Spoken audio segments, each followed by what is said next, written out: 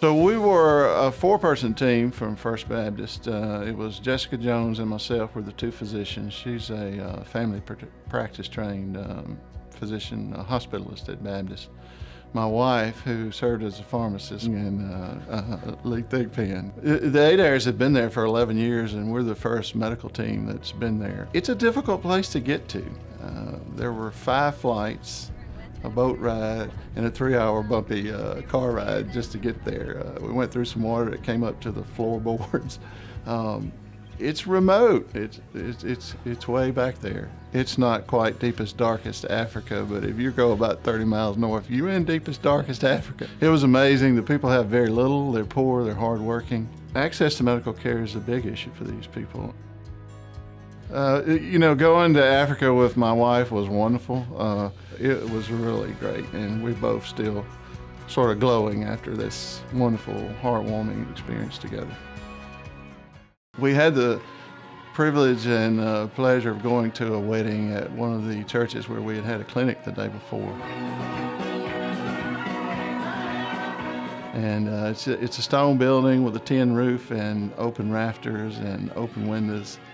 And it was full, and there was singing and dancing. They had a real joyous wedding. And it was great to see this young couple acknowledging Christ and being married in a church, because it's not what they do there. And so the Adair's have encouraged them to commit themselves through Christ and get married in a church. And this young couple did that, and it was really heartwarming and amazing to see.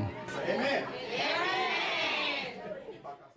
They've got a church there, but the roof blew off.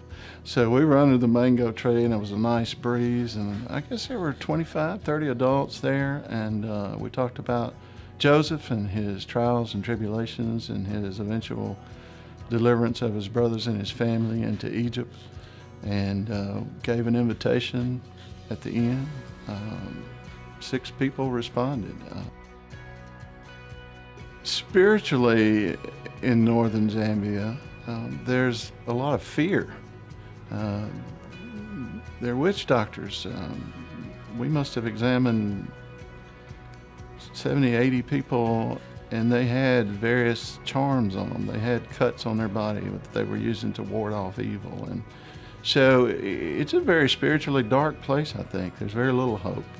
I think the hope of Christ is something that's desperately needed in the area, and Adair's have done a great job of beginning that process, and hopefully these churches will continue that job. But I would definitely say there's a need for spiritual enlightenment for the gospel of Christ to be presented to these people. While in Zambia, we discussed that the most valuable thing that any human can have is a proper relationship with God through Jesus Christ. If you accept this conclusion, then those 6 people who prayed that believer's prayer there under the mango tree in Chanza village in the northern district of Zambia now have the most valuable thing that any human can have. It's food for thought. If God calls you, go.